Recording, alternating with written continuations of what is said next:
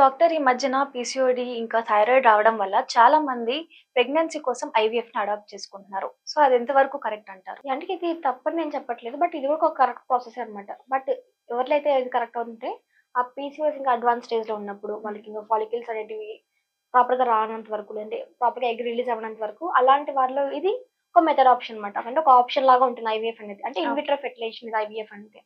అంటే ఎగ్స్‌ని బయట తీసి కల్చర్ చేసి దాని తర్వాత ఫెర్టిలైజేషన్ అనేది మళ్ళీ ఇంజెక్ట్ చేస్తుంటారు బాడీలో. ఇదొక ప్రాసెస్ మాత్రమే.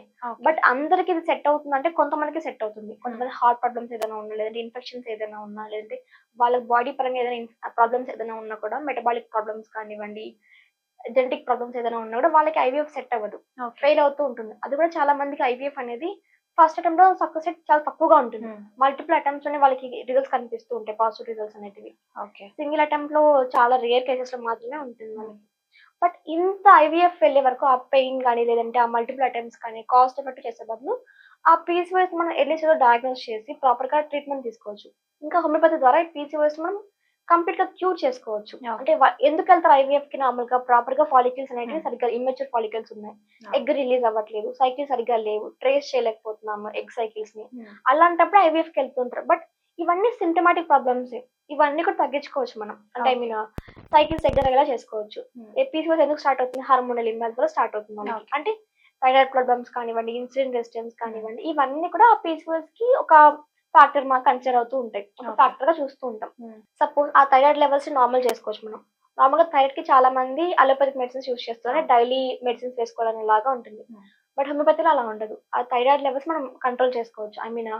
స్టేబుల్ గా మెయింటైన్ చేసుకుంటూ ఉండొచ్చు. లైఫ్ లాంగ్ మెడిసిన్స్ యూజ్ చేయకుండా రెగ్యులర్ గా అప్ టు 6 to 1 year వరకు మెడిసిన్స్ యూజ్ చేసి ఆ లెవెల్స్ నార్మల్ అయ్యే కొద్దీ ఆ డోస్ తగ్గించుకుంటూ స్టాప్ చేయొచ్చు. లైఫ్ లాంగ్ డిపెండెన్సీ ఉండదు.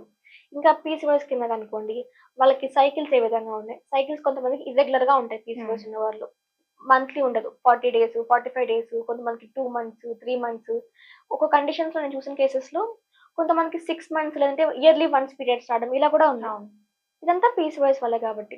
సో వాళ్ళు మెయిన్ గా హోమియోపతి ద్వారా ఆ సైకిల్స్ రెగ్యులర్ చేసుకోవచ్చు. అంటే every month period cycles continue అయ్యేలాగా, లేదంటే హెవీ బ్లీడింగ్ ఏదైనా ఉన్నా హెవీ బ్లీడింగ్ ని కంట్రోల్ చేసుకుంటూ నార్మల్ బ్లీడింగ్ అయ్యేలాగా ఎవ్రీ మంత్ సైకిల్స్ అంటే వాళ్ళకి టైం టేకింగ్ గానే ఉంటుంది. ఈ లాంగ్ గ్యాప్ అంటే చాలా ఇయర్స్ నుంచి పీసీఓఎస్ ఉన్న వాళ్ళు ఎలా ఉంటుందంటే టైం టేకింగ్ గా ఉంటుంది వాళ్ళు. అప్పుడు మినిమం వాళ్ళు 1 year వరకు టైం స్పెండ్ చేయాల్సి వస్తుంది ఈ లాంగ్ కేసెస్ లో మాత్రమే. లేదు వాళ్ళకి షార్ట్ టర్మ్ గా రీసెంట్ గా పీసీఓఎస్ అంటే ఏజ్ రిప్రొడక్టివ్ ఏజ్ లో ఉంది, అంటే అడ్వాన్స్డ్ ఏజ్ కాదు, మిడిల్ ఏజ్ లో ఉన్నారు, షార్ట్ టర్మ్ గానే పీసీఓఎస్ డెవలప్ అయింది వాళ్ళకి అంటే వాళ్ళకి ఎర్లీగా ట్రీట్మెంట్ అనేది తీసుకోవచ్చు అనమాట. ఎర్లీగా క్యూర్ అవుతుంది కూడా వాళ్ళకి. బట్ లాంగ్ టర్మ్ అంటే క్రానిక్ కేసెస్ అంటాం దీన్ని. అంటే మోర్ దాన్ 1 year 2 years పైన వాళ్ళకి అది ఇది క్రానిక్ కేసెస్ గా ట్రీట్ చేస్తూ ఉంటాం.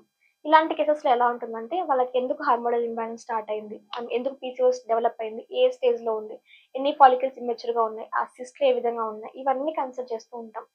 స్ట్రెస్ ఏమైనా ఉందా, ఫిజికల్ సిమ్టమ్స్ ఏమైనా ఉన్నాయా, లేదంటే వాళ్ళకి ఏమైనా ఎమోషనల్ స్టేట్ ఏమైనా డిస్టర్బ్ గా అనిపిస్తూ ఉందా, ఇంత రీజన్మెంట్ అవ్వడానికి అని చెప్పేసి కన్సిడర్ చేస్తాం. సో వాళ్ళు అన్ని కన్సిడర్ చేసి ఫిజికల్, ఎమోషనల్, మెంటల్ స్టేట్ ఇవన్నీ కన్సిడర్ చేసి మెడిసిన్స్ ఇవ్వడం జరుగుతుంది. సో ఫస్ట్ మా దగ్గరికి వచ్చి ఒక స్కాన్ రిపోర్ట్ అడ్వైస్ చేస్తాం వాళ్ళకి. ఆ స్కాన్ రిపోర్ట్ లో ఫాలికల్ సైజ్ ఏ విధంగా ఉన్నాయి, ఎన్ని ఇమ్మెచ్యూర్ ఫాలికల్స్ కానీ లేదంటే సిస్ట్లు ఎన్ని ఉన్నాయని చెప్పేసి కన్సిడర్ చేస్తూ ఉంటాం. అంటే అకౌంట్ మనకు తెలుస్తుంది ఈ స్టేజ్ లో ఉన్నాం మనం అని చెప్పేసి. దాని తర్వాత ట్రీట్మెంట్ ఇవ్వడం జరుగుతుంది ఇవన్నీ కన్సిడర్ చేసి. ఇండివిజువల్ ట్రీట్మెంట్ ఇవ్వడం వల్ల అప్ టు 3 months వరకు ఫాలో అప్ చేస్తూ ఉంటాం. అంటే 3 months పాటు రెగ్యులర్ గా మెడిసిన్స్ యూజ్ చేయమని చెప్తుంటాం. ఈ 3 months లో వాళ్ళకి ఏమవుతుంది, ఆ సిమ్టమ్స్ ఏవైతే ఉంటాయి పీసీఓఎస్ సిమ్టమ్స్, హెయిర్ ఫాల్ కానివ్వండి, యాక్ని, ఇవన్నీ కంట్రోల్ అవుతూ ఉంటాయి. అదే విధంగా సైకిల్స్ అనేటివి నార్మల్ గా అవుతూ ఉంటాయి వాళ్ళకి. పీరియడ్స్ కనిపించడం, సైకిల్స్ అనేటివి ప్రీవియస్ లాంగ్ డ్యూరేషన్ కాకుండా షార్ట్ డ్యూరేషన్ కి సైకిల్స్ మారుతూ ఉండడం, రెగ్యులర్ గా రావడంలో కనిపిస్తూ ఉంటుంది. ఇలా 3 months కోర్స్ తర్వాత మళ్ళీ వాళ్ళకి మెడిసిన్స్ యూజ్ మళ్ళీ ఒక స్కాన్ అడ్వైస్ చేస్తూ ఉంటాం. ఈ 3 months లో వాళ్ళకున్న సిమ్టమ్స్ తగ్గుతుంటాయి. దాంతో పాటు ఈ కొత్త స్కాన్ రిపోర్ట్ లో ఏమవుతుందంటే ప్రీవియస్ గా ఎన్ని ఫాలికల్స్ ఉన్నాయి, ఇప్పుడు ఎన్ని ఫాలికల్స్ ఉన్నాయి, ఏ స్టేజ్ లో ఉన్నారు మనకు కంపారిటివ్ గా ఉంటుంది. అంటే మనం ఇది ట్రీట్ చేయొచ్చా లేదా, లేదంటే అడ్వాన్స్ డిరేంజ్ ఏమైనా అయ్యిందా, ఈ మెడిసిన్స్ ఎలా వర్క్ అవుతున్నాయని మాకు ఒక ఐడియా వస్తుంది. సో ఇది ట్రీట్ చేసిన తర్వాతనే ఐవీఎఫ్ చేయాలంటారా?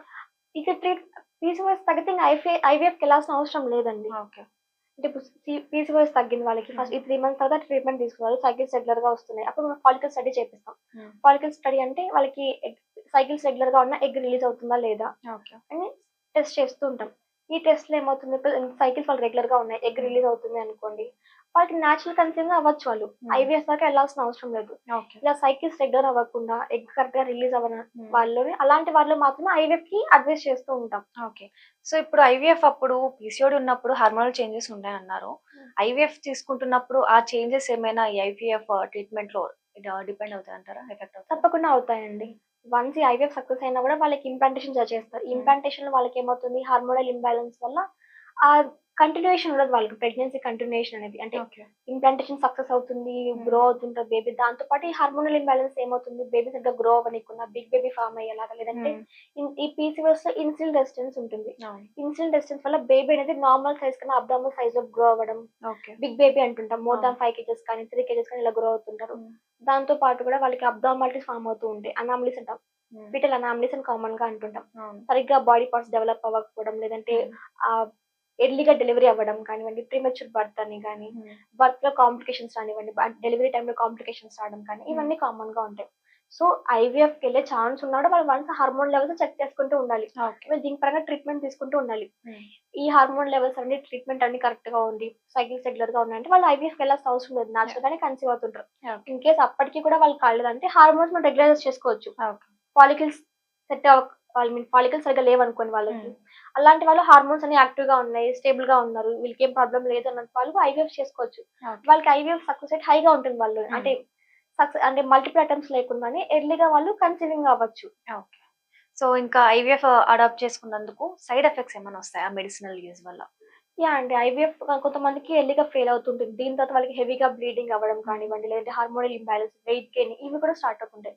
కొంతమందికి రీసెంట్‌గా ఒక కేస్ చూసాను ఇలా. ఆమెకు సెకండ్ టైమ్ ఐవీఎఫ్ చేశారు. ఓకే. 35 ఇయర్స్ ఉన్నాయి ఇప్పుడు. హ్మ్. సెకండ్ టైమ్ ఐవీఎఫ్‌కెళ్లారు. ఫస్ట్ టైమ్ ఎందుకు ఫెయిల్ అయిందంటే, ఇలా ఫస్ట్ టైమ్ తర్వాత ఆ పెయిన్ తట్టుకోలేకపోవడం, హెవీగా బ్లీడింగ్ రావడం కానివ్వండి, వెయిట్ గెయినింగ్ ఇవన్నీ కామన్‌గా ఉంటాయి. ఎమోషనల్‌గా చాలా డిస్టర్బ్ అయిపోయారు వాళ్ళింకా. హ్మ్. ఇన్ని సార్లు ఫెయిల్ అవుతుంది. ఇది కాస్ట్ ఎఫెక్టివ్‌గా ఉంటుంది. ఇంత కాస్ట్ పెడుతున్నాం. ఇన్ని సార్లు ఫెయిల్ అవుతుంది. ఇంకా నాకు ఇంతేనా పిల్లలు కలగరేమో అని చెప్పేసి చాలా డిప్రెస్డ్ ఫీలింగ్‌తో ఉన్నారు. హ్మ్. సెకండ్ టైమ్ మళ్ళీ వాళ్ళు ఐవీఎఫ్‌కెళ్లారు వాళ్ళు అలానే. Same okay. సెకండ్ టైమ్ కూడా ఫెయిల్ అయిపోయింది. అలాంటి వాళ్ళు ఏం చేస్తారు ఇంకా ఎమోషనల్‌గా చాలా డిస్టర్బెన్స్ అవుతూనే ఉంటారు. ఐవీఎఫ్ ద్వారా మెయిన్‌గా వచ్చేసి ఎమోషనల్ డిస్టర్బెన్స్ కామన్‌గా ఉంటుంది. దాంతో పాటు వాళ్ళకి ఫర్దర్‌గా కాంప్లికేషన్స్ ఎక్కువగా ఉంటాయి. ఓకే. ఫెయిల్ అయినా కూడా కాంప్లికేషన్స్ చాలా ఎక్కువగానే ఉంటాయి. హ్మ్. మరి దీన్ని ఈ ఫెయిల్యూర్ తర్వాత దాన్ని ఎలాగా ఆహ్, రికవర్ అవ్వచ్చంటారు? యాహ్! అంటే ఫెయిల్యూర్ కేస్ అనేది నార్మల్‌గా రికవరీ అంటే వాళ్ళు హెల్తీ న్యూట్రిషియస్ ఫుడ్ తీసుకోవడం కానివ్వండి, వాళ్ళ ఎమోషనల్ సెట్‌ని బ్యాలెన్స్‌గా చేసుకుంటూ ఉండడం, ఆ నెగెటివ్ థాట్స్‌ని తగ్గించుకోవడమే మెయిన్ ట్రీట్మెంట్ అనమాట అక్కడ. ఓకే. దాంతో పాటు అలాంటి స్టేజ్‌లో హోమియోపతి వర్క్ అవుతుంది. అంటే వాళ్ళ ఎమోషనల్ సెట్ డిస్టర్బెన్స్‌గా ఉన్నప్పుడు మళ్ళీ ఆ స్టేట్ నార్మల్‌గా రావడానికి, ఆ డిప్రెషన్ నుంచి బయటికి రావడానికి కూడా హోమియోపతి వర్క్ అవుతుంది. ఓకే. దాని ద్వారా కూడా వాళ్ళు మళ్ళీ ప్రీవియస్‌గా ఎలా లైఫ్ లీడ్ చేసేవాళ్ళో అలా లైఫ్ లీడ్ చేయొచ్చు. ఇలాంటి కాంప్లికేషన్స్ లేకుండా, ప్రాబ్లమ్స్ ఏది లేకుండా వాళ్ళు. సో, మొత్తానికి ఐవీఎఫ్ లేకుండానే పీసీఓఎస్ నుంచి ఆహ్, క్యూర్ అయిపోయి మనం తర్వాత ప్రెగ్నెన్సీ ఎలా అడాప్ట్ చేసుకోవచ్చో చాలా క్లియర్‌గా చెప్పారు. Thank you.